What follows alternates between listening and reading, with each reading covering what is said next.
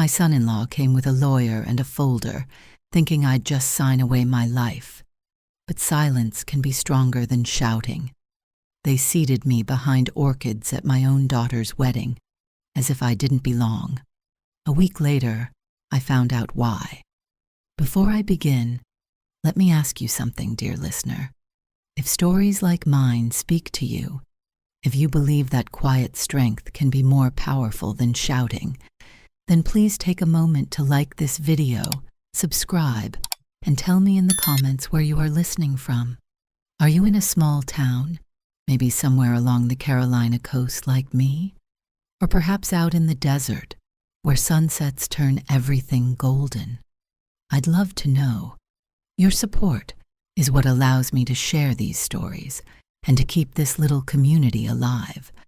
Now let me take you back to the moment where everything began.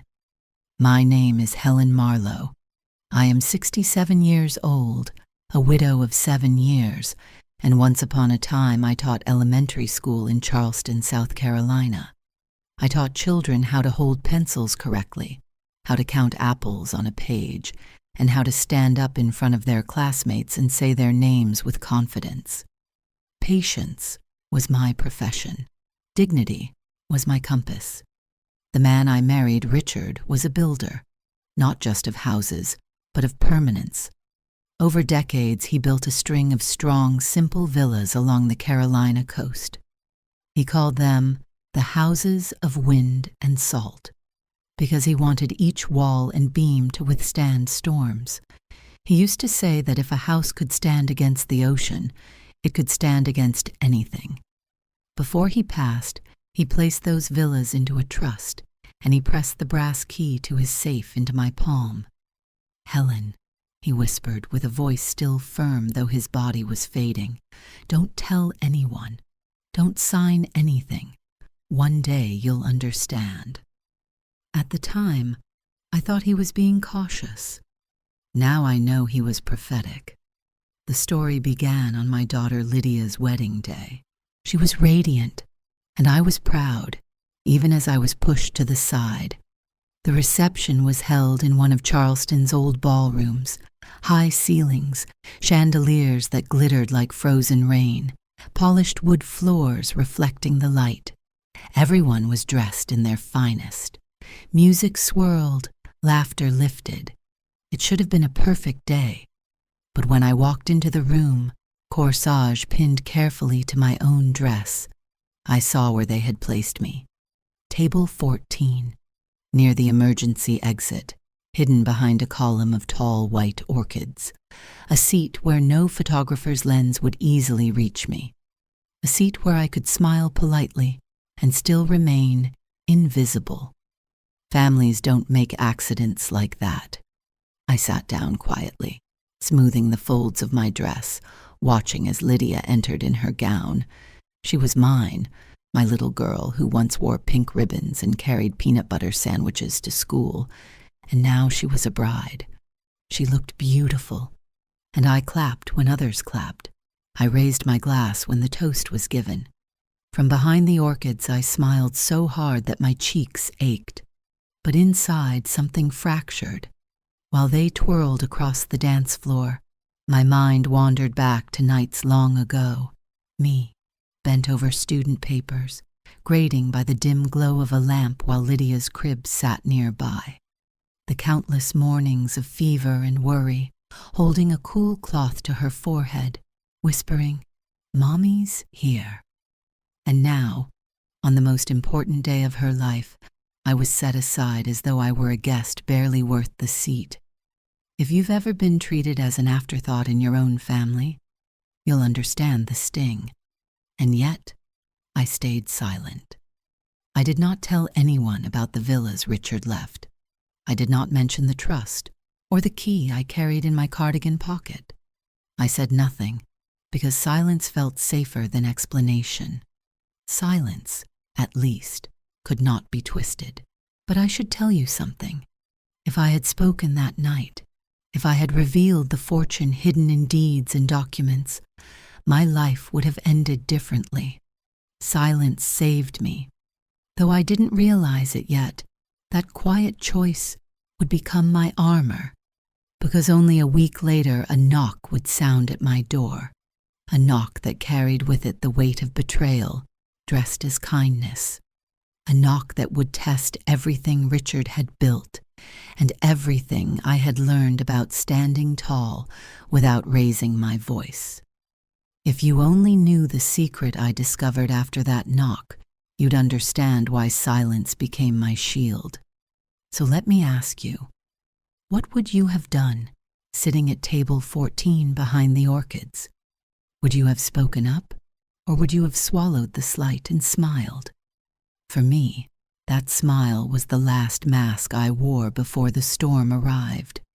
A week after the wedding, the orchids, the photographs, the soft music meant to make everything look easy. The doorbell rang just after 11. Charleston light had settled on my front steps like a warm shawl. The roses on Richard's cedar trellis leaned toward the sun as if in prayer. I had just poured water over the tea leaves when the bell chimed again. A second, brisk note that sounded like a shoe tapping impatience. When I opened the door, my new son-in-law stood there in a pressed shirt, the color of fog.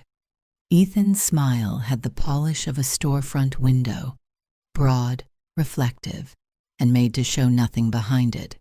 Next to him stood a man in a dark suit with a hard briefcase, the sort of case that makes a house feel smaller just by crossing the threshold. "Helen," Ethan said. He never called me Mom, only Helen. "We thought we'd stop by and see how you're doing. Lydia wanted us to check on you." He angled his body so that the man could step in without asking. "This is Michael," he added, "an attorney who helps families keep things simple." "Simple?" I repeated, letting the word sit between us like a spoon set too loudly on china. "I do like simple." "Exactly." His smile widened. "That's all we're here for." I carried the tray from the counter to the kitchen table. Blue willow cups, the sugar bowl with its tiny chip, 2 lemon slices on a saucer, and gestured toward the chairs. My kitchen, even in daylight, keeps a sort of evening hush. The pale sea glass paint Richard chose, the white shutters that temper the sun, the steady tick of the clock above the phone nook. The man's briefcase made a dull thud when he set it down. "Do sit," I said. "Tea?" "None for me," the lawyer answered. "We won't take much of your time." Ethan took a seat and glanced at the framed photo over the sideboard, Richard in his checkered flannel, one hand on a beam, his mouth mid-smile, as if he'd just told a joke that took you a second to catch. Ethan didn't linger on it. He flattened his palms on the wood as if testing the grain. "It's just," he began, and already the word just felt like a broom sweeping objections under a rug. "With you being alone now, and the properties and bank accounts, we want to make sure nothing goes wrong. People are getting scammed every day, Helen. We want to protect you." Protect. That word can be a blanket or a rope. The lawyer clicked the briefcase open and slid a thick folder across my table. The cover page looked like bureaucracy trying to smile. Durable power of attorney in heavy black print. "It's standard," he said, tapping the corner as if comforting it. "Very common for widows. This authorizes your son-in-law to assist with property management, pay taxes, handle transactions, and sign on your behalf if, God forbid, you're indisposed. Immediate effect, broad powers, nothing unusual." "Immediate," I repeated. I lifted the lid of the sugar bowl and set it down again. The porcelain made a soft ring. Ethan leaned forward, elbows almost touching the folder. "Lydia and I were thinking," he said, "these villas, beautiful as they are, must be a lot. Contractors, repairs, hurricanes, insurance. You shouldn't have to carry that alone. With this, I can just step in and handle things. Keep your life calm." My spoon slid against the rim of my cup. Ding.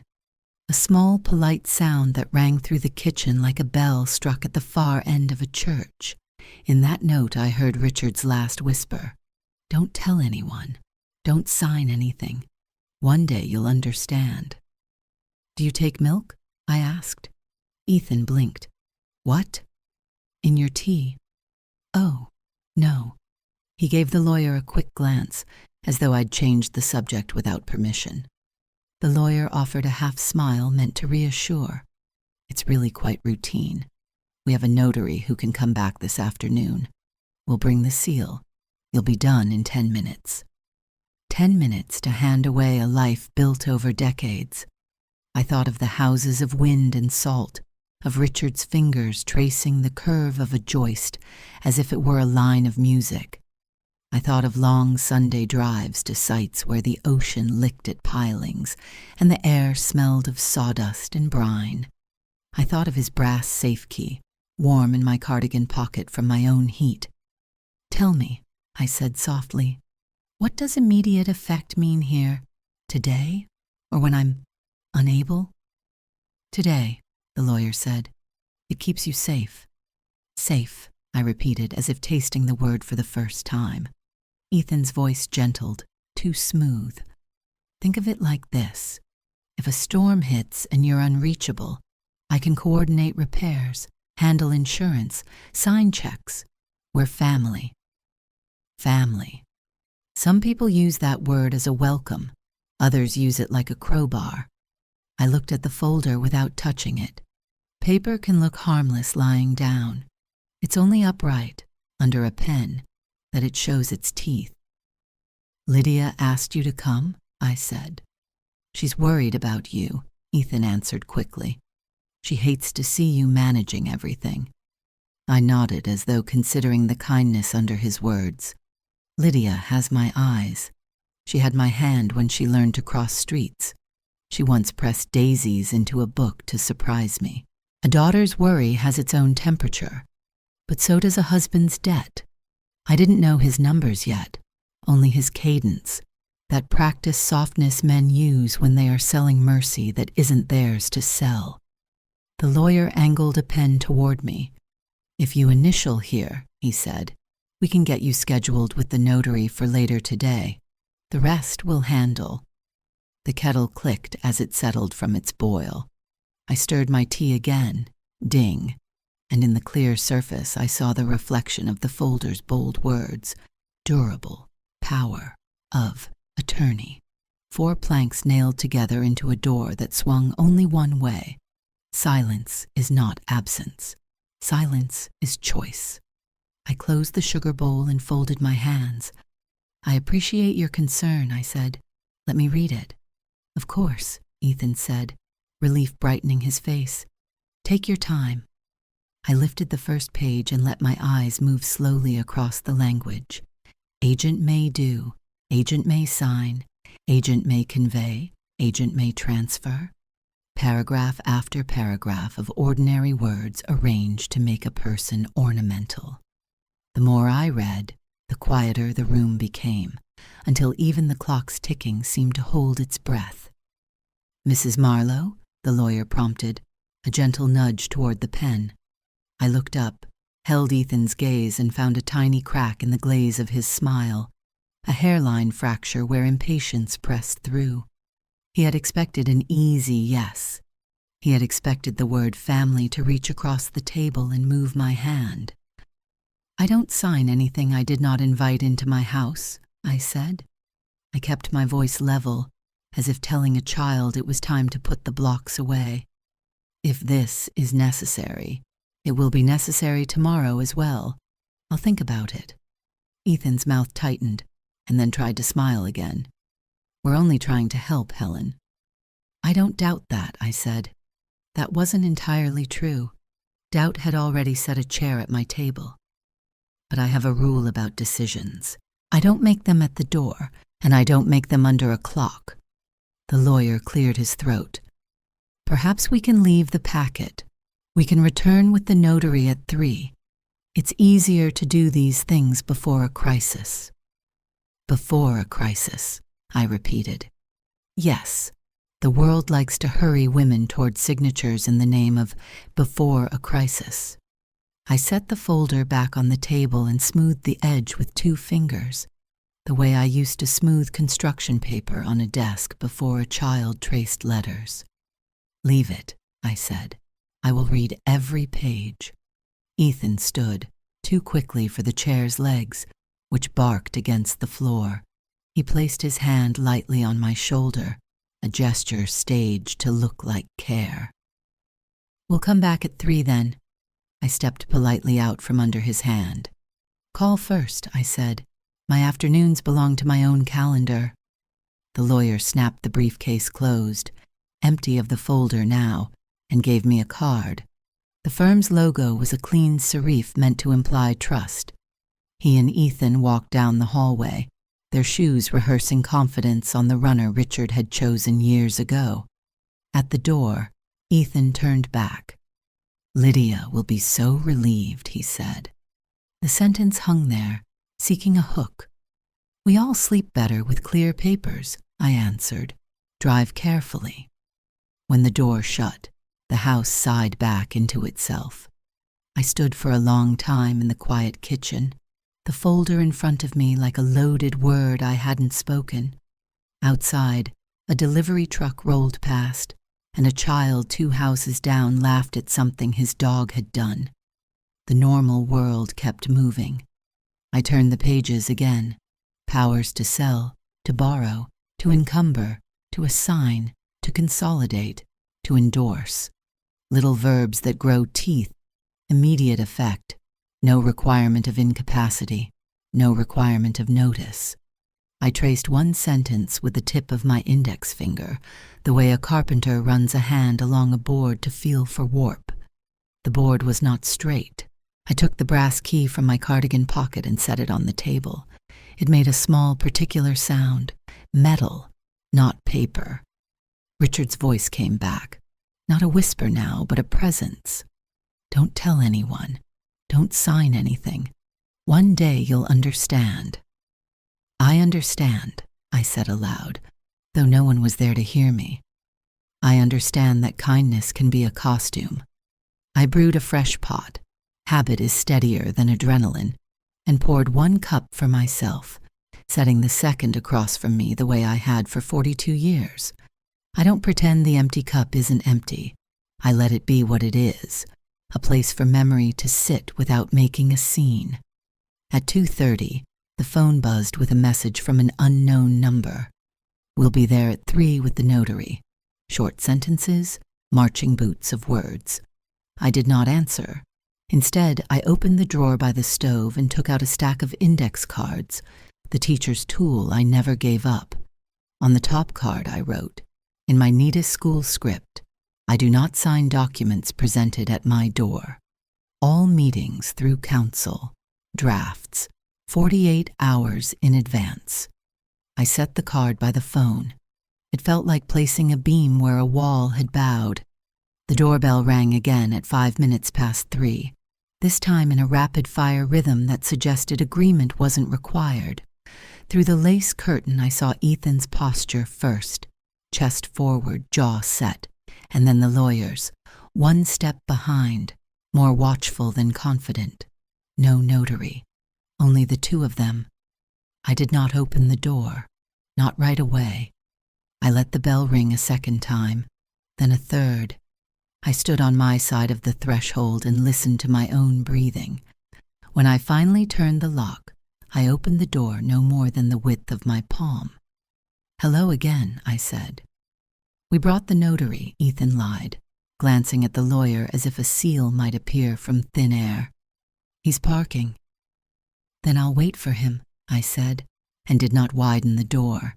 Ethan's smile dissolved. "Helen, this is getting ridiculous.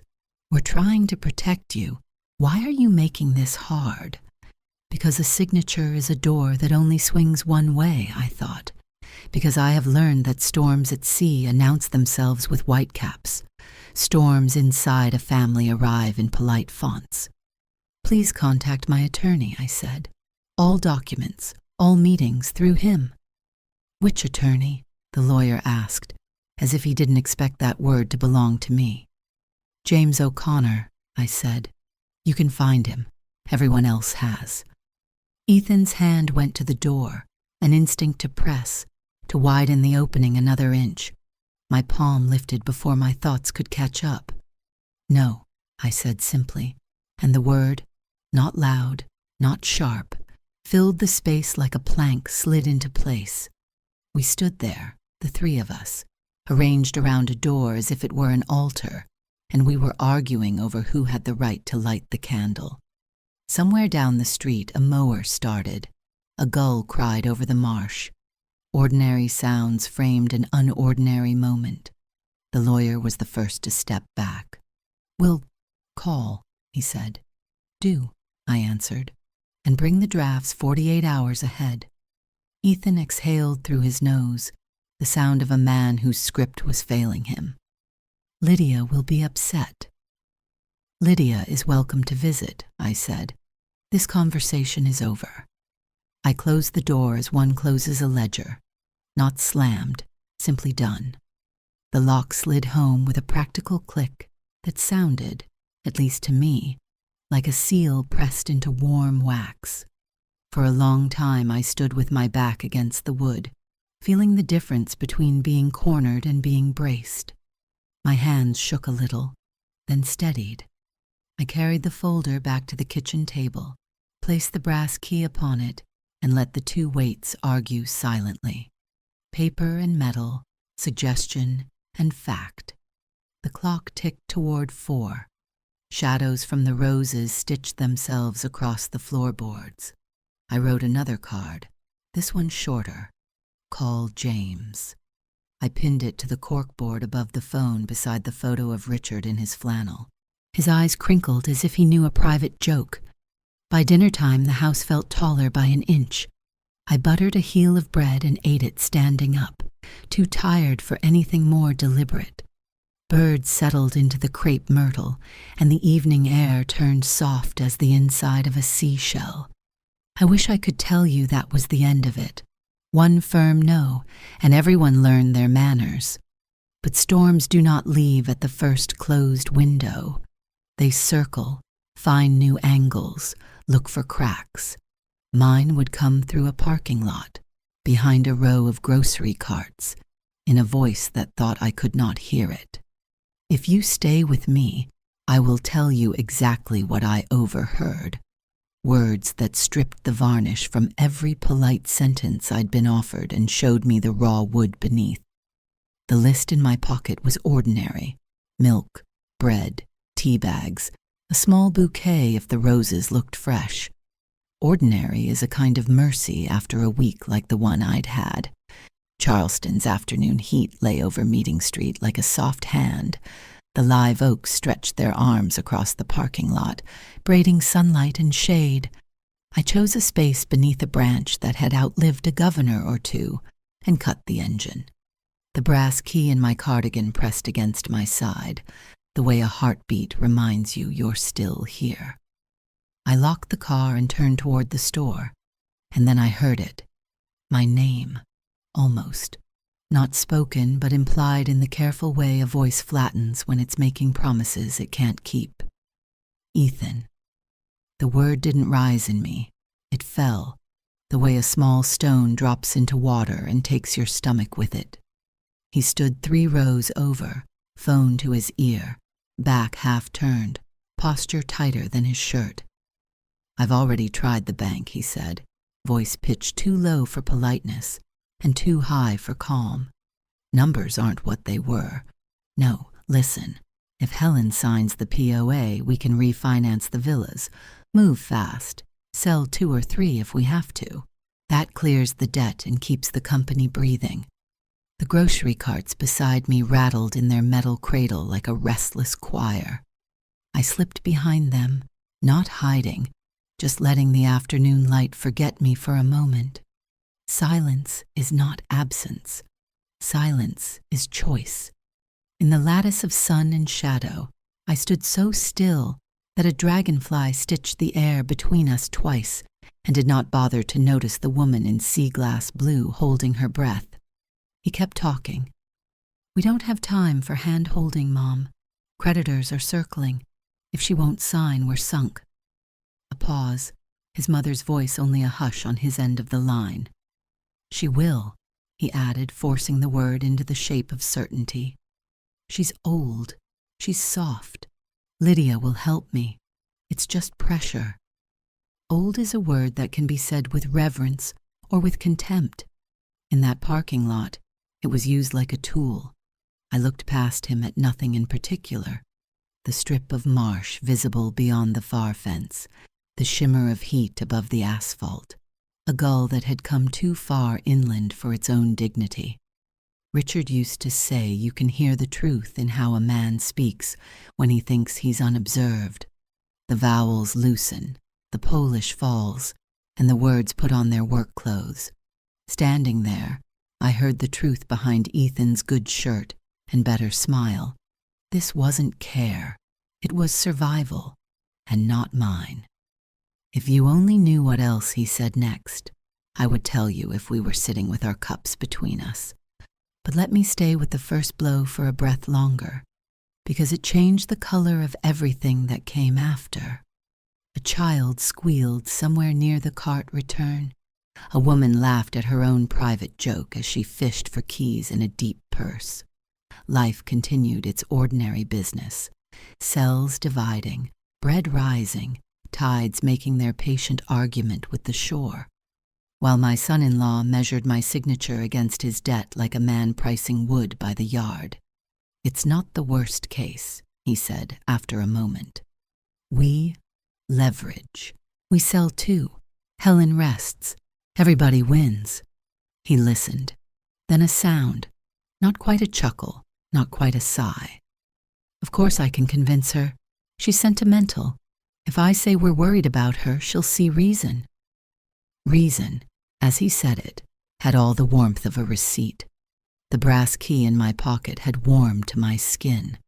I put my hand there and held it, not as if I were about to take it out, but as if I were checking to make sure something essential had not left me while I listened. The key did not answer, but the steadiness of its weight steadied me. I could have stepped out from behind those carts then. I could have said his name and watched the shock rearrange his face. But some doors should not be opened for the satisfaction of watching a man startle. Some truths are more useful unannounced. I had learned that in classrooms, and in kitchens, and at bedsides. He turned toward his car, voice dropping to the gravelly register men use when the script is failing, and force must impersonate confidence. Friday, he said. I'll bring a notary. 10 minutes, and it's done. He didn't hang up so much as push the call away. The phone slid into his pocket, and he drove off as if speed could do what signatures could not. I stood there another full minute, letting the oak's shade collect around me. My face felt calm. My hands did not. I counted the 4 corners of the index card in my mind. 1, 2, 3, 4. As if my own rule, written in neat teacher's script, were a square I could step into and be safe. I do not sign documents presented at my door. All meetings through council. Drafts, 48 hours in advance. Inside the store, air conditioning lifted the damp from my hair. I chose a loaf with a good crust and checked the bottoms of the roses for fresh-cut stems. The young man at the register wore a name tag that said Jerome and a pin that said Student of the Month. "Find everything okay, ma'am?" he asked, in that almost grown voice that still remembers choir practice and mothers. "I did," I said. "Thank you." I might have added, "You're the most honest thing I've heard all afternoon," but that would have made him nervous, and the world already gives young people enough to be nervous about. Back in the car, I did not turn the engine right away. The bouquet lay on the seat like a small ceremony. I watched the automatic door breathe shoppers in and out, and felt a quiet that was not peace settle in me. There is a stillness that comes before panic. There is another kind that comes after the decision not to be panicked. This was the second kind. At home, the house received me the way a church receives a person who knows which pew is theirs.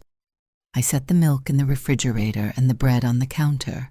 The roses I trimmed at an angle the way Richard taught me, slipped them into the blue jar on the table, and listened to the small applause of water accepting stems. Then I took out an index card. "Margaret," I wrote at the top, as if addressing a note to my neighbor, but it was really a note to myself in her voice. Under it I copied what I had heard, short lines, dates, and times, as if I were keeping attendance. Ethan, parking lot, Meeting Street, 2:17 p.m. If she signs, refinance. Sell 2 or 3, clear debt. Without it, we're sunk. She's old. She's soft. Friday notary, 10 minutes. I do not write these things to keep score. I write them because paper remembers better than adrenaline does. Because journals win when memories get shiny. Because the truth is a shy animal and likes a trail to follow back home. I pinned the card to the corkboard beside Richard's photo, left of the green certified mail receipts that had begun to multiply like small lighthouses. For a second, I let my finger rest on the thumbtack's metal head, cool as a coin in a cathedral plate. Then I made tea. Steam rose.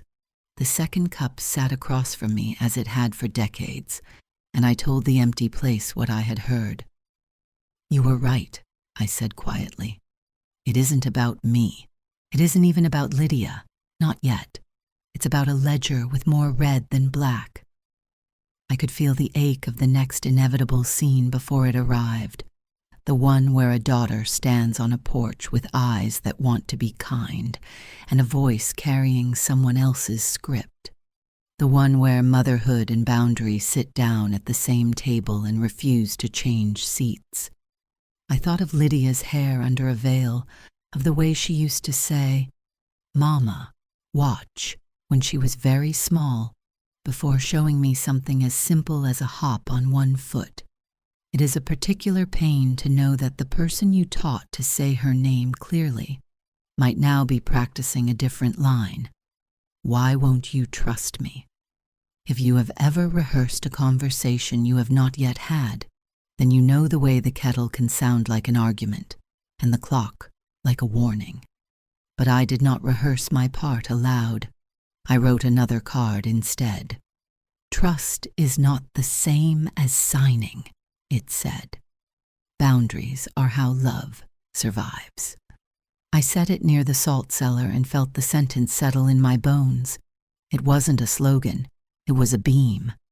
The afternoon cooled into that honeyed hour when Charleston looks like it forgives more than it does. A heron took its long-legged time past the back fence. Somewhere, a radio played an old hymn thinly enough that you had to know the words to hear them. I washed the cup and left it upside down on the towel. Then I walked to the threshold and stood there with my hand on the wood, feeling the grain under paint that needs another coat. The rule I had made, no decisions at the door, wasn't just about paper. It was about posture. It was about reminding myself that a woman can be soft-voiced and still be stone. The phone vibrated once on the counter. A text from an unknown number. "Friday, 3 o'clock. Will bring the notary. Very simple. 10 minutes. I typed one sentence and deleted it. Typed another and deleted that too. Finally, I put the phone face down and reached for the card I'd written earlier. "Please contact my attorney. All meetings through counsel." I took a picture of the card and sent it. No greeting, no explanation, no apology. Sometimes the most courteous sentence is the most complete. If you're wondering whether courage felt like triumph in that moment, it did not. Courage felt like standing in the same place long enough to watch a shadow move from one tile to the next. It felt like breathing to the bottom of my lungs and not confusing that breath with permission. As dusk unbuttoned the day, I turned on the porch light. I have learned that a light left burning is both invitation and declaration. It says, the door is not wide open, but it is not barricaded. It says, "If you arrive with respect, you may knock." I knew who would come. Not Ethan, not yet. The one who would come would carry more years of my life in her face than any man at a bank could count. She would bring a purse like a shield and words she wasn't certain she believed. She would look at me and wonder when love started sounding like no. When Lydia finally stepped from a car that did not crunch my gravel but idled quietly at the curb, I was ready in the only way a mother can be ready, not with an argument, but with a sentence and a place to sit. I watched her smooth the front of her dress the way she had on her wedding day, and I felt something in me brace, not to fight her, but to hold the line that would, if I kept it, leave the door open for a better yes someday.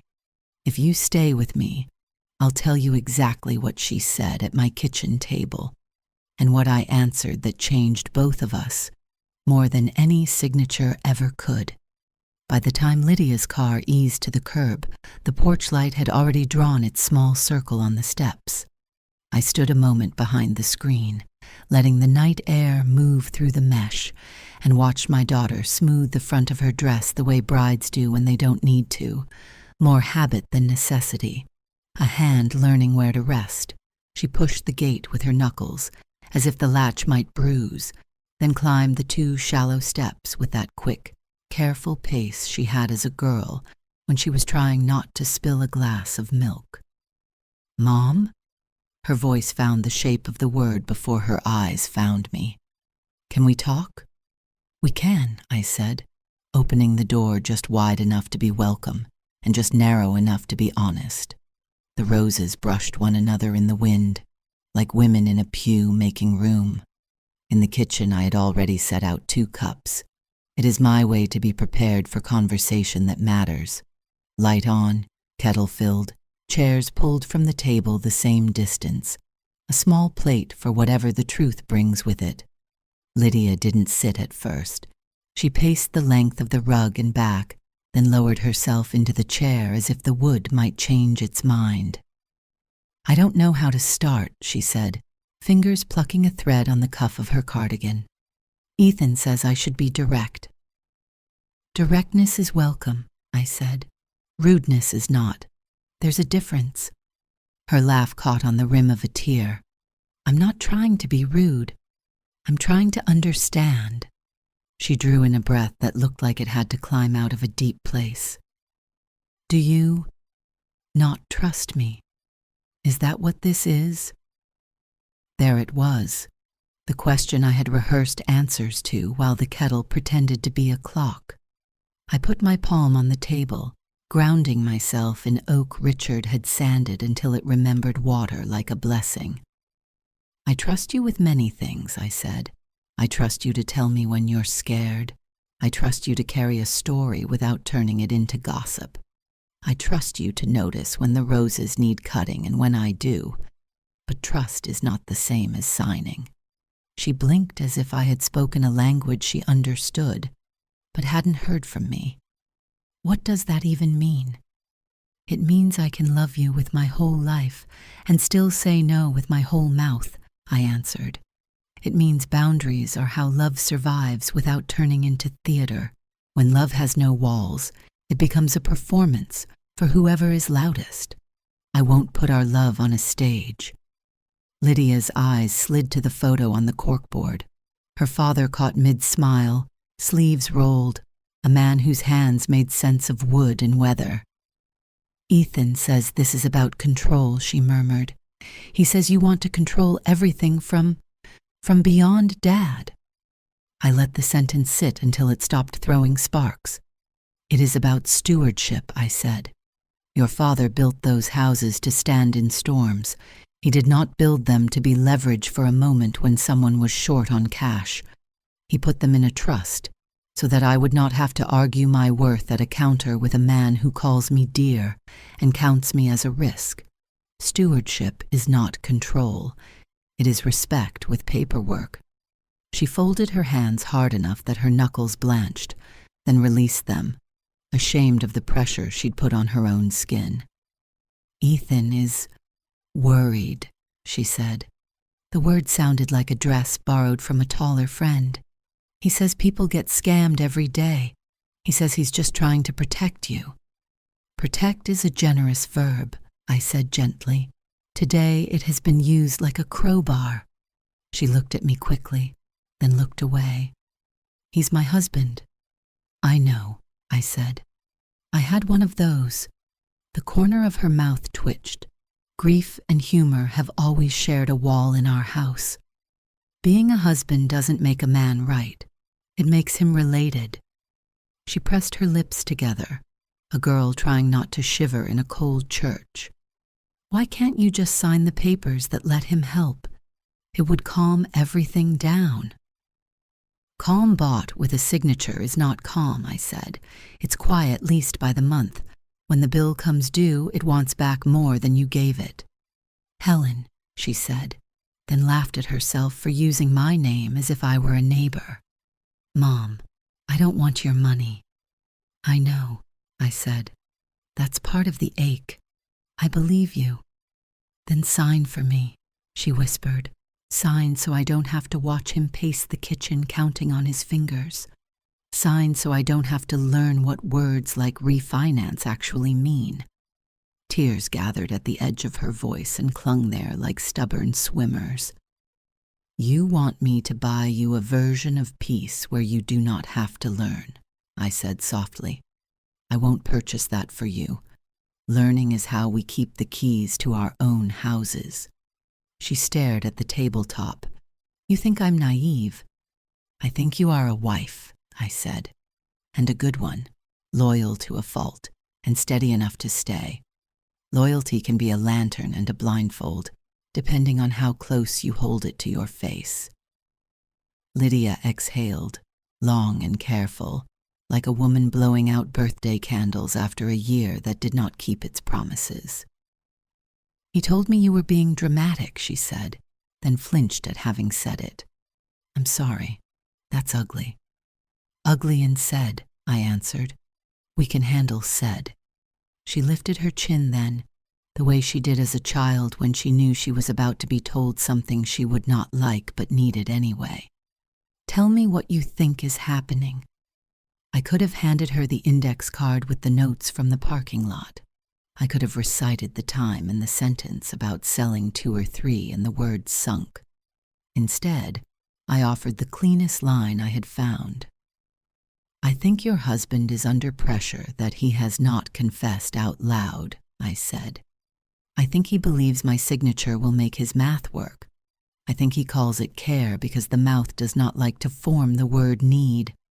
She looked at me from under lashes she got from me, and a patience she did not. Did you hear something? I heard enough, I said.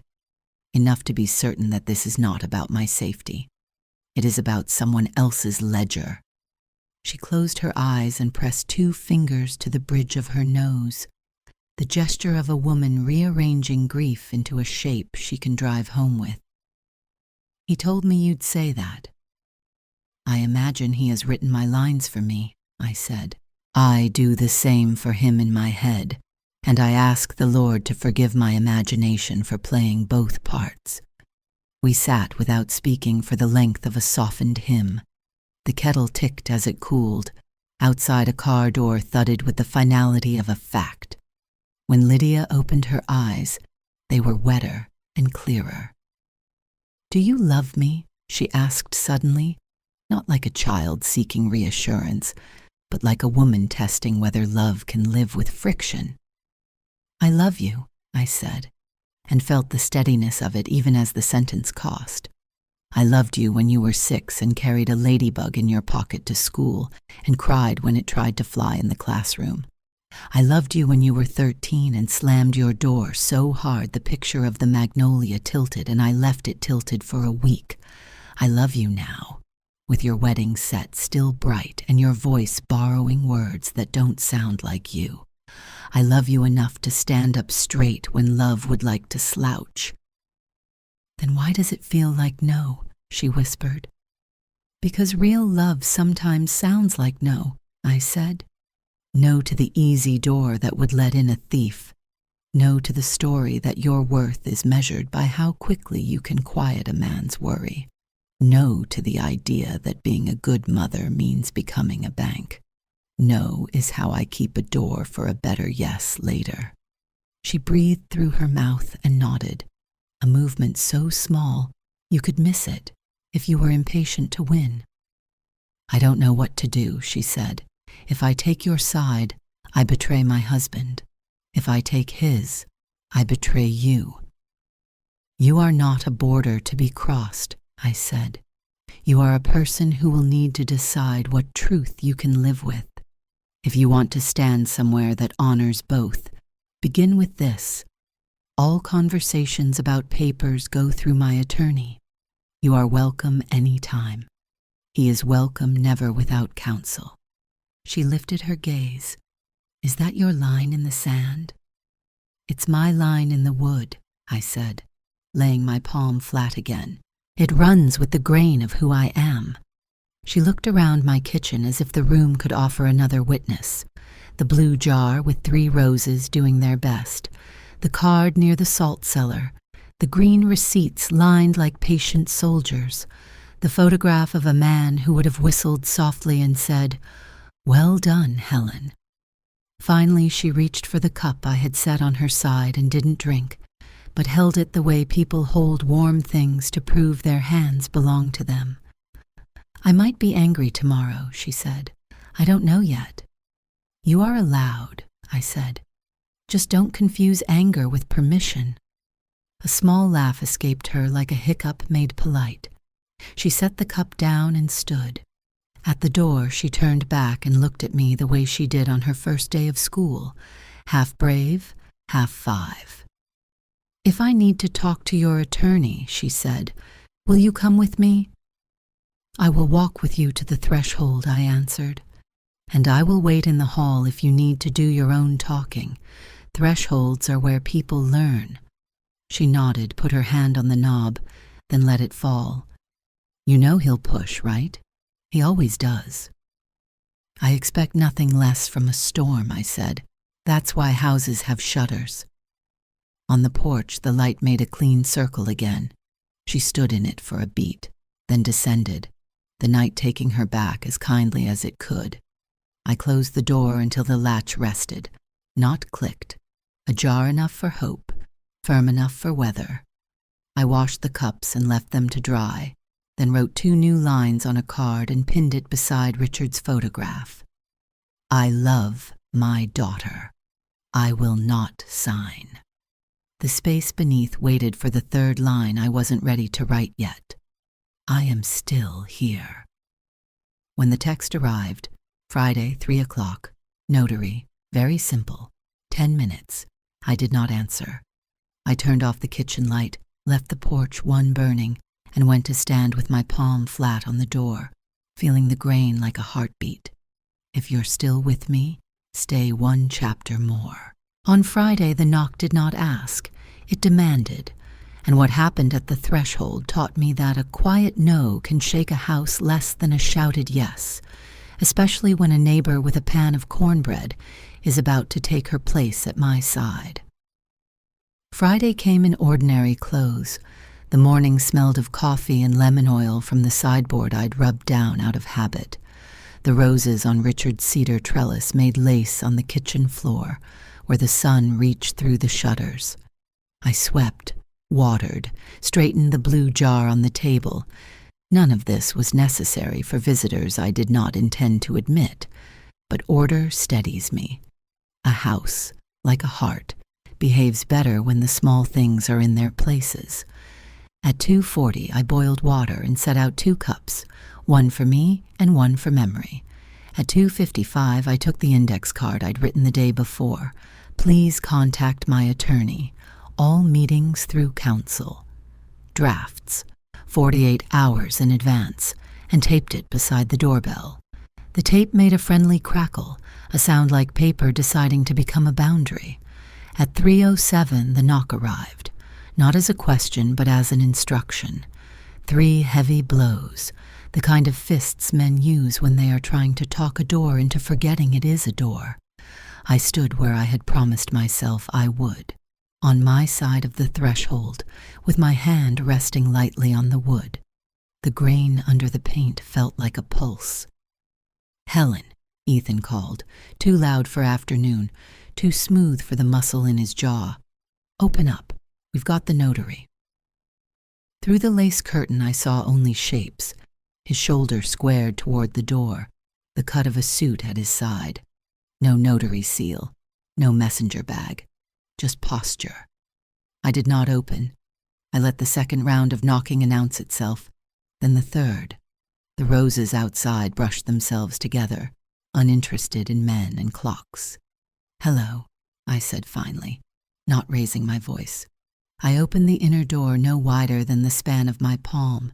The storm door stayed latched. "We're here to help you," Ethan said. He smiled the way a stage light pretends to be mourning. "The notary is on his way." "Then I'll wait for him," I said, making no move toward the latch. The man beside him, Michael, the lawyer, shifted his briefcase from one hand to the other. He wore the look of someone who had rehearsed lines for a different play.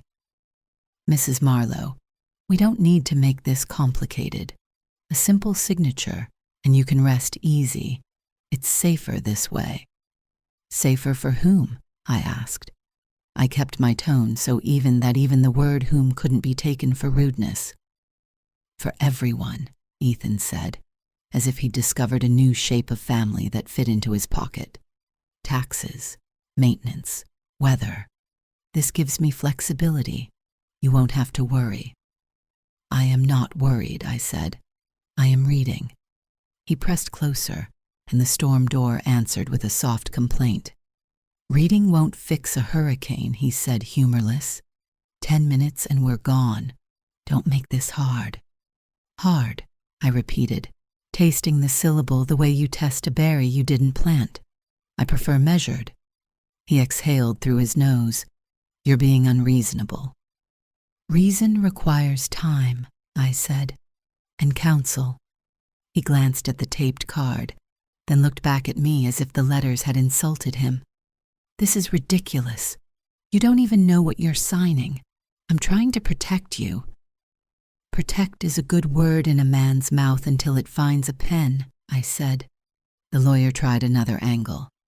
"Mrs. Marlowe, the document is standard. Broad powers, immediate effect." "Immediate," I repeated. "So not kindness later.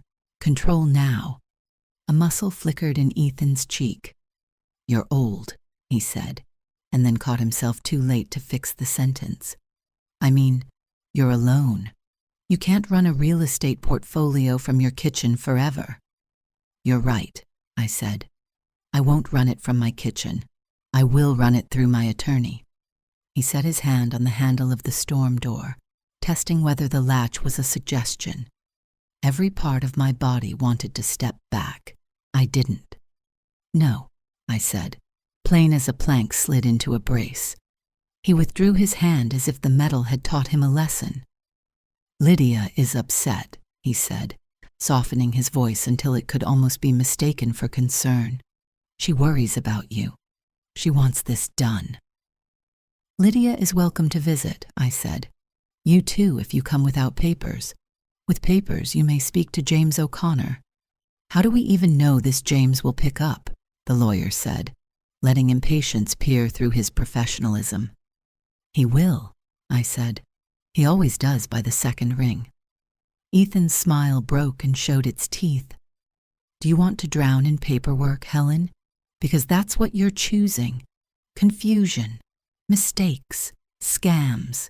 One bad storm and you'll wish you'd listened." I thought of Richard's hands on a beam, his voice saying, "If a wall can stand against the ocean, it can stand against anything." "A house with good bones has shutters," I said. "This is one." He hit the door frame with the side of his fist. Not quite a punch, not quite a performance, and the wood answered with a low, unhappy note. "Open the door," he said. "Now." I held his gaze through the screen. There is a way to look at a man that says I was a teacher for 30 years, and I know how to wait while you find your inside voice. I have used that look on boys who grew up to be fine men. I used it now on a man who had forgotten how to be a boy. "Ethan," I said quietly, "please contact my attorney."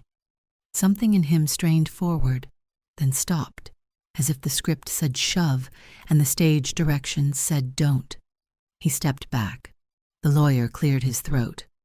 "We'll note your position," he said, and fumbled a card from his wallet he had already given me on Tuesday, as if paper could make a different promise the second time. They turned toward the steps. On the second tread, Ethan paused and half turned. "You're making this worse than it has to be," he said. "You think silence protects you. It won't." "My silence isn't a shield," I said. "It's a sentence." I let the words settle before I gave them their shape. "Please contact my attorney." He laughed without joy. "We'll be back. Bring drafts 48 hours in advance," I said, and closed the inner door until the latch rested in the strike plate and the house sighed the way a woman does when she sits down on a pew she's known all her life. I stayed with my back to the wood for a slow count of 20. Fear is honest. I let it say what it had to say. My hands were not steady. I placed them flat on the door and felt the grain steady them. The brass key in my cardigan pocket knocked lightly against my ribs when I breathed. It felt less like a talisman than a tool. In the kitchen, the kettle had cooled. I poured anyway, and drank the lukewarm tea as if it were medicine. Paper rattled on the table, the folder, the lawyer's card, the index cards in my neat script. I moved the top one to the center and read it aloud, the way I used to have my second graders read rules they'd written themselves so they would hear their own voices making sense. "I do not sign documents presented at my door. All meetings through council, drafts, 48 hours in advance." Then I called James. He answered on the second ring. "Helen," he said, not surprised, the way a man picks up for a client whose name he keeps at the top of his list. I told him the time, the words, the hand on the handle, the absence of a notary who existed only in the future. Tense. "Good," he said when I finished. "You did not open. You did not engage. You did not sign. The fortress stands." "Why does it still feel like weather?" I asked. "Because you're at the edge," he said. "Edges feel wind. I'll file an attorney of record notice with the banks this afternoon and send a letter to Mr. Michael's firm stating all contact must go through me. If they show up again, do not open. If he touches the handle again, call the police and then call me. I'll be at your door before the officers finish their report." "Thank you," I said, and meant the thank you a person gives a fireman who has checked the attic and pronounced it sound. After we hung up, I put the phone back in its cradle and wrote another card. "Call James before you open." I pinned it on the corkboard under Richard's photograph, between 2 green certified mail receipts and the picture of Lydia from 3rd grade, where she is missing a front tooth and smiling like a girl who loves math. The afternoon unspooled itself into quiet. Birds negotiated the crab myrtle. Somewhere a mower started, stopped, started again. I wiped the counter, put away the cups, and stood at the sink looking through the window at the trellis. The roses were not bothered. They never are by paperwork. At 5, a soft knock came that the house recognized. 3 taps, a pause, 2 taps. Margaret.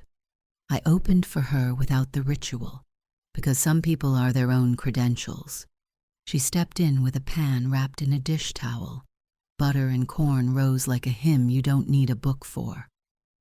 "You had weather," she said, not a question.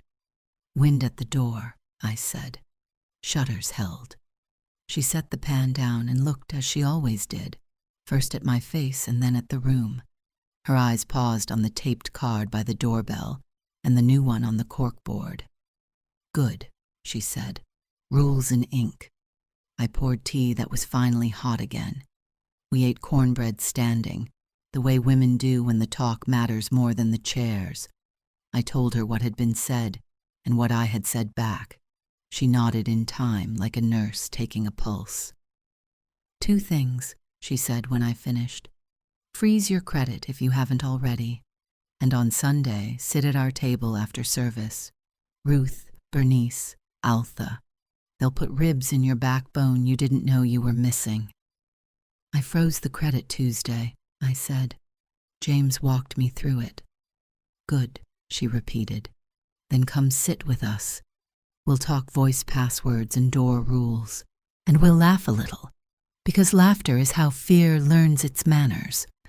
She left me with half the pan, a kiss to the air near my cheek, and the kind of look women give one another when they are the difference between a wall and a door. After she went home, I stood again at the threshold. The tape on the card held. The latch sat where it belonged.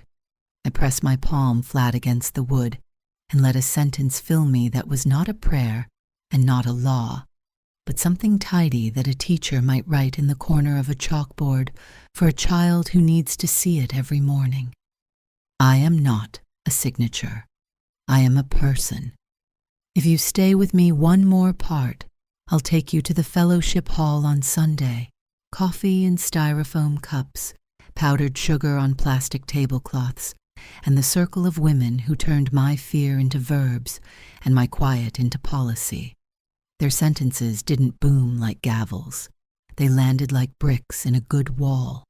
Sunday morning carried its usual perfume of coffee and powdered sugar. The fellowship hall smelled the same way it had for years. Burnt edges of sheet cakes, children's sneakers on linoleum, folding chairs squeaking under the weight of neighbors who have known one another since their hair was darker. After service, I let Margaret hook her arm through mine, the way widows do when they know one another's pace. She steered me toward a round table near the bulletin board. The tablecloth was plastic, faded lemons, corners taped down with the stubbornness of a deacon who hated drafts. "Sit," she said. "Listen." 3 women made space without ceremony. They did not pause their conversation so much as widen it, until I fit. Ruth wore a blue scarf and had a smile that curved only when necessary. Bernice's diamond caught the fluorescent light every time she lifted her styrofoam cup. Altha kept a notebook with lined pages and a pen that clicked like a metronome. Margaret introduced them with the clean efficiency of a nurse passing charts. "This is Helen," she said. "She had weather at her door Friday." Their eyes softened but did not pity. In that look, I recognized the difference between sympathy that pats your hand and solidarity that sharpens your spine. Ruth leaned forward first. Her voice was low and even, like a psalm spoken after the hymnals closed. "After my Harold died," she said, "my oldest showed up with a binder. Tabs, highlights, charts. He called it simplifying. He wanted to consolidate accounts, streamline the future. Those are the verbs that make a mother feel small. I said no. He didn't visit for 6 months. He visits now. He brings pie. He learned that no didn't mean I stopped loving him." Bernice nodded, turning her cup so the seam faced the wall. "My niece came with a notary and a bouquet, wanted me to sign a deed transfer so she could pre-manage the house. I put the pen down and baked a cake instead. She called me cold. I called it clear. We speak again. We do not sign again." Altha clicked her pen twice and opened her notebook like a hymn book. "I keep lists," she said, as if confessing to a harmless vice. "When people are grieving, paper becomes wind. It blows where it wants. Lists give it weight." She flipped to a page titled in block letters, "Practical Comforts." Freeze credit with all 3 bureaus. Add a voice password at the bank. Put a card by the door that reads, No documents accepted without counsel. Drafts 48 hours in advance. Keep a call log. Date, time, exact words. Logs win when memories get shiny. Margaret slid the pan of cornbread she had carried in under the table toward me. Eat, she ordered, then talk. So I told them about Friday, about Ethan's hand on the handle, about the word old said like a strategy, about the lawyer's folder, its pages smelling of ink and assumption. They didn't gasp. They leaned in. That is worse and better than pity. Worse because it means this is common. Better because it means I am not alone. When I finished, Ruth spoke first. Desperation wears good shoes, she said. It knocks like family and says please. It stands very close and smells like cologne. Bernice blew across the top of her coffee. People call it duty when they want your signature. I have learned to hear the difference between worry and appetite. Altha tapped her pen twice. What did you say to your daughter? I told them about Lydia's visit, about her asking, do you trust me? About my answer. Trust is not the same as signing. Boundaries are how love survives without turning into theater. Bernice's diamond flashed again as she nodded. That sentence needs to live on a refrigerator. Ruth leaned closer. Her scarf brushed the table. Saying no is not against your child, she said. Saying no is how you stay their mother. Children cannot lean on air. The sentence landed where my spine begins. I felt taller by an inch, as if someone had adjusted me on a pew so I could see the altar again. Around us, the ordinary fellowship sounds continued. Children chasing one another between chairs, a choir director stacking hymnals, a deacon scraping crumbs into a paper plate. But at our table, the noise quieted into clarity. Each woman's voice built a wall, not to shut out, but to hold up. Margaret tore a sugar cookie in half and pushed the larger piece toward me. We're not here to make you braver, she said. You already are. We're here so the wind has more bodies to push against. Altha slid a photocopy across the table. One page, plain font, no flourish. At the top, practical comforts. Beneath it, lines that to an outsider would look like nothing. To me, they looked like shelter. Freeze credit, Equifax, TransUnion, Experian. Confirm by mail, banknote, in-person only. Voice password, required. Healthcare proxy, primary. You trust to say no. Secondary, backup. Door card, no documents without counsel. Drafts 48 hours in advance. Call log, date, time, exact words. No summaries. Threshold rule, decisions not at the door, only at the table after tea. I traced the last line with my finger. Threshold rule. Richard would have liked the clean carpentry of that phrase. Simple, strong, wood cut to fit. Bernice tilted her head. You're a teacher, she said. Teach your daughter what a boundary looks like in daylight.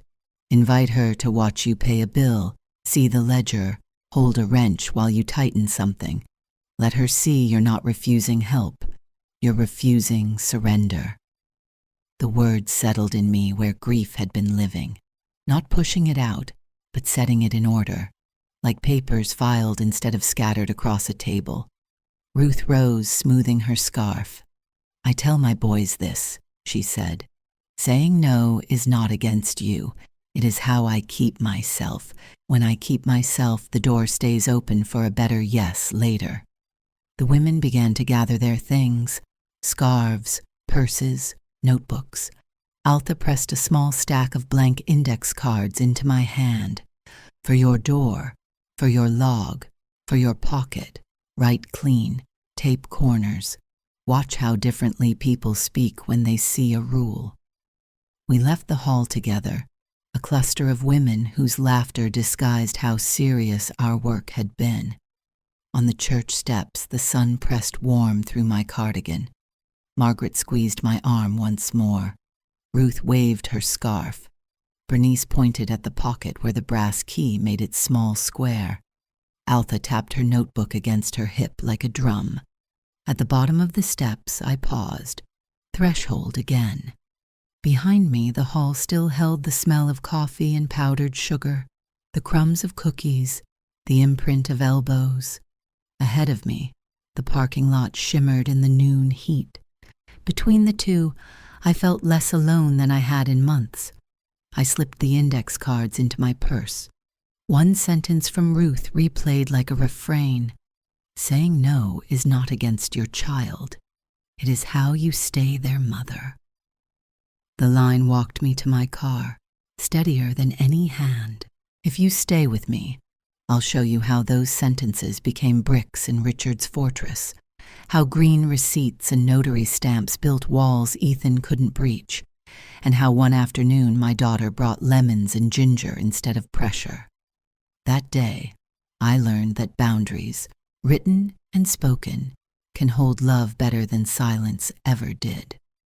The Monday after the fellowship hall, the light came into my kitchen like it was clocked in for work. I brewed tea, set 2 cups as always, and laid out the stack of papers James O'Connor had sent me to review over the weekend. Not court filings with theater in their margins, just the quiet kind. Letters of representation, county forms, bank instructions, copies of freeze confirmations, drafts of a refreshed healthcare directive, and a notarized affidavit memorializing my door rule, as he called it with a half-smile. At 9 o'clock, I drove to James's office, a brick townhouse a block from the courthouse that smells faintly of lemon oil and old books. The brass plate on the door didn't boast. It suggested. James met me in the front room where sunlight made rectangles on the rug and papers stacked on the credenza like orderly hills. "Morning, Helen," he said. "We'll build the wall 1 brick at a time." We began with the deeds. Re-recording, he explained, is not a change. It's a reminder to the world. We refresh the chain of title so that any clerk, banker, or opportunist sees a clean line. The trust, your authority, present addresses, no backdoor assignments, no surprises. He placed each deed in front of me, the county's seal faint as a watermark behind the black type. He'd already prepared the cover sheets, names, parcel numbers, legal descriptions that sounded like poetry, written by a surveyor, beginning at a point on the Atlantic Ocean, thence running. When I signed my name as trustee, the pen felt steady. The notary, James keeps one on staff, pressed the red seal with a dry, official thud. The sound did not cheer. It assured. "Next," he said, turning to a form with checkboxes that looked like bureaucratic confetti. "Attorney of record notices to the banks, utilities, and insurers. This tells them that all account changes, beneficiary updates, or address modifications are rejected unless I sign off. Phone reps will see it on their screens. We add a verbal passcode only you know. Anyone who calls without it, click." We dictated the passcode together. I chose a word that meant something to no one but me, then added 2 digits that would not appear in any birthday. James nodded. "We'll send certified letters to confirm implementation. Green cards coming back to you. You'll pin them to that corkboard of yours." He knows me too well. We moved to the credit bureaus. "Your freezes are in place," he said, tapping 3 pages stamped with Equifax, Experian, TransUnion. Each bore a confirmation code printed like coordinates. "We'll tuck these in a folder marked Never Throw Away. If anyone attempts to open credit in your name, the request shatters on the glass." "Thank you," I said. He answered with the smallest bow a practical man allows himself. The healthcare directive came last. "Not because it's least important," he said, "but because it requires a different part of the heart." He slid the document toward me. My name, my physician. Then, primary healthcare agent, Margaret Powell. Secondary, Dr. Olivia Shue, my internist. This puts the person you trust to say no at the front of the line, he said. Incapacity gets declared by doctors, not by relatives with agendas. No one can use a bad day to steal a lifetime. I initialed pages where initials go to prove a person was awake when she agreed. The notary's seal pressed again. Thud. By noon, a slim architecture of safety had risen on the desk. Deeds to deliver to the recorder, letters to banks and insurers, a stack of certified mailers addressed in James's firm hand, the return receipt cards perched like small green flags ready for planting. He packed them into his leather case the way a carpenter places tools back in a box, each in its bay, handle first, nothing loose. Lunch? He asked. Tea will do, I said. I prefer to eat on the other side of the line. He understood. We walked 2 blocks to the county recorder's office, where the clerk behind glass wore reading glasses on a chain and the unhurried authority of a woman who knows where documents go to be true. James placed the packet on the counter. The clerk stamped the date in blue, the time in smaller blue beneath it, and slid a number across to us in a plastic stand. When she called our number, she took each deed, scanned, stamped, and said the sentence I wanted most from the government today. Recorded. No trumpets. No audience. Only the sound of a rubber stamp meeting paper and a file drawer receiving what it was made to hold. Back at the office, James dialed 2 banks on speaker. On both calls, he identified himself, said the magic of his bar number, and notified them of his attorney of record status. All contact regarding Miss Marlowe's trust and accounts goes through my office, he said. No change accepted without her in-person signature and my written confirmation. A verbal passcode is now required.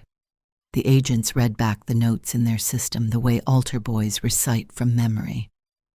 Thank you for protecting your client, one added, and I thought of how rare it is to hear a stranger bless a boundary. He printed the call logs and slid them into a tabbed folder labeled Bank, Notes, and Confirmations. Paper remembers, he said, echoing Margaret's line without knowing he did. It took 2 afternoons to mail everything. Certified letters to banks, insurers, property managers, utility companies, courtesy notices to the HOA presidents in Myrtle and Hilton Head, stating that no third party should be allowed to pick up keys or authorize repairs without my voice or James's letter. A tidy note to the county tax office, affirming the trust's mailing address, after I learned how easily a bill can go missing when someone wants it to. On the 2nd day, the first green card came back, the postman's pen scratching my name into place beneath the words, "Return receipt requested." I pinned it on my corkboard above the phone, left of Richard's photograph. By the end of the week, there were 6. They stood in 2 neat columns like lighthouses along a coast. Each one said, "Not we won, but we are not lost." Ethan felt the wall rise before he saw it. I know because James called after a bank phoned his office. Your son-in-law attempted to change a mailing address on a property account, he said, voice even. The system blocked him and flagged the attempt. They're forwarding a transcript of the call at our request. He paused. We will not share that with Lydia unless you tell me it furthers peace. Sometimes paper is best left to talk to paper. Let it talk to paper, I said. The sentence tasted like medicine made from reason. The next afternoon, Margaret reported what the bank's windows had already reflected. Saw him come out of Palmetto first, she said, setting a bowl of peaches on my counter. Tie loosened, face set like a man whose discovered policies don't flirt. She didn't gloat. We do not gloat about storms that miss our porch and hit someone else's. Lydia called that evening. Ethan says the bank made a mistake, she began, the script in her mouth like a splinter. He says we can straighten it out. Ask him to have James call their counsel, I said, same tone I would use to tell a child where the construction paper lived. I won't discuss accounts directly. Silence brimmed. I softened what could be softened. You are welcome here for anything that isn't paperwork. I have peaches. She almost laughed. Grief and humor share a fence in our family. Maybe tomorrow, she said, and let the call end gently, like setting a sleeping child down without waking her. The next morning I walked the perimeter of my little yard, clipping roses for the blue jar and checking the trellis Richard built when our hands were younger. The boards were still true. I stood there with the clippers in my hand and thought about what we were doing. This work of stamps and logs and rules. It does not feel like victory. It feels like gardening, boundaries pruned back into their proper shape so the plant can bloom where it should. In the days that followed, justice continued to arrive in the mail. Green cards, policy confirmations, copies of recorded deeds with corner stamps pressed at right angles. I pinned them on the corkboard in a grid that would have pleased my second graders. Every time I passed, I touched one with my fingertip, the way a person might touch the frame of a favorite photograph. Proof that a moment happened and is still happening. Not everything came by post. One evening near dusk, a text, Friday, 3 o'clock, notary. Very simple, 10 minutes. The numbers marched again as if repetition could soften a wall. I took a picture of the door card. Please contact my attorney. All meetings through counsel. Drafts 48 hours in advance, and sent it back. No greeting, no explanation, no apology. James called an hour later. If they appear, he said, do not open. I will be at your door on the second ring. He paused. Helen, you are doing this exactly right. The fortress doesn't have to shout to be strong. After dinner, I stood at the threshold and let my palm learn the grain again. The porch light made its gold circle on the steps. In the kitchen, the blue jar held 3 roses that had decided to be extravagant in their old age. On the corkboard above the phone, the green cards glowed pale under the lamp. I took a blank index card and wrote 3 lines in my neatest school script. I love my daughter. I will not sign. I am still here. I pinned it beside Richard's picture. His smile in that flannel shirt seemed, for once, to reach all the way to his eyes. If you stay with me one part more, I'll tell you what happened when Lydia came without a script, what she brought in her paper bag instead of pressure, and how a door left a little open can hold both weather and mercy. Toward evening, the light turned the color of warm tea, and the porch steps caught it the way a hymn catches the last line of a chorus and holds it. I had trimmed the roses and set 3 blooms in the blue jar. The kitchen smelled faintly of lemon oil and old paper, the sense of order and endurance. On the corkboard above the phone, the green cards made their quiet parade, proof that paper can be a lighthouse if you let it. I was rinsing the kettle when I saw a car glide to the curb, not into the gravel. No crunch, just a soft arrival like a thought you've had before and finally decided to keep. Lydia stepped out carrying a small brown bag against her chest. She closed the car door with both hands, as if sound itself might be too much, then walked the length of the sidewalk with the careful gait of a woman who has practiced her lines and knows they won't come out as written. I opened the door before she lifted her hand. Come in, I said, and held the screen with a finger, leaving the door itself at that honest angle between welcome and boundary. She stood on the mat, eyes searching my face the way a child studies the sky to learn whether a storm will pass. Then she held up the bag. Lemons, she said, and ginger. She tried for a smile and settled for an attempt. For your tea. You sleep better when you drink it. You've been paying attention, I said. I've been learning, she answered, and the word learning reached me like a hand across a table, We moved into the kitchen where 2 cups already waited out of habit and hope. She set the bag down and took out the lemons, bright as small suns, then the knuckle of ginger, knobby and homely, the kind of root that knows its worth without needing to be pretty. I sliced 2 thin wheels and split a sliver of ginger with the back of the knife, the fragrance rising like a memory you're ready to have. We didn't sit right away. Lydia leaned her hips against the counter and looked at the corkboard, then at the blue jar, then at the card I had pinned the night before. I love my daughter. I will not sign. I am still here. Her mouth trembled, then steadied. Do you mean that last line? She asked, nodding toward the card. All of them, I said, but especially the last. She drew in a breath that seemed to take the long way around her lungs. Mom, she said, and the word came out clean, my name on her tongue the way it is supposed to be. No roles borrowed, no scripts tucked in behind it. I want to say I'm sorry before I say anything else. You can say both, I said. There's room.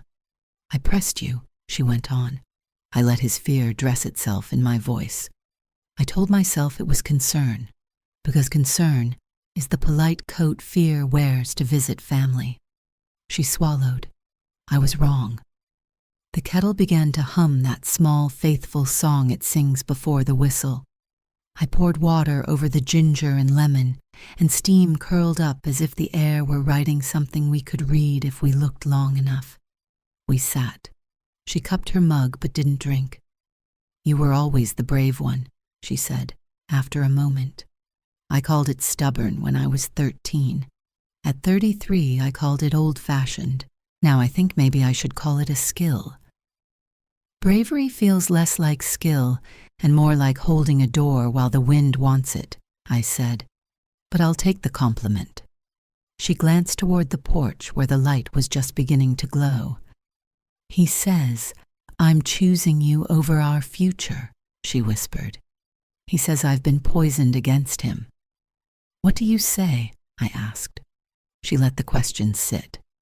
I say I don't want to be held together by a piece of paper you regret, she said at last. And I say I don't know what to do about the bills, or the pride that walks around our house like it bought the furniture. Pride rarely pays rent, I said. It just rearranges the chairs. She smiled, and the smile made her look briefly like the girl who once pressed daisies into a book and waited a week to surprise me with a page of flat sunshine. Then the smile passed. Did you hear him? She asked, not quite looking at me. Really hear him? I heard enough, I said. Enough to know the word protect was doing hard labor for a different employer. She nodded as if she had expected the answer, and still needed to feel it. I told him I would not bring papers here again, she said. I told him all meetings go through James. He was angry. He said I was naive. She lifted her eyes to mine. Am I? Naive and learning are cousins, I said. One gets you hurt, the other gets you home. She set the mug down and folded her hands the way she used to at bedtime, when we said prayers that ended with, Please keep the monsters in the closet asleep. I need time, she said. I am not asking you to choose sides. I'm asking you not to move while I figure out which side is the ground. I'll be here, I said. That's what the last line means. We sat with the quiet. It wasn't heavy. It was full, like a room where the furniture has been set back in its place and the floor remembers its purpose. Outside, a car door thudded somewhere. A dog barked once and thought better of it. The house breathed. I kept thinking if you signed, everything would get simple, she said. Bills would be paid. Voices would soften. We'd sleep. But then I saw your corkboard, those green cards, the way the words recorded and confirmed look like fences that keep out wild things, and I realized I was trying to buy quiet with your name. Quiet leased by the month, I said. and we both almost laughed because we had already named it that way together. She wiped her eye with the side of her finger. "I'm going to talk to James," she said. "Not about your papers, about mine. He said he could explain the trust in words I can write down and remember. He said," this made me mad and grateful at the same time, "that he wished more daughters asked questions before they asked for pens." "That sounds like James," I said.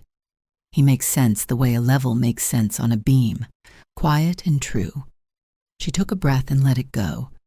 "I'm going to ask Ethan to come with me," she added quickly, like someone ripping a bandage she had decided to remove.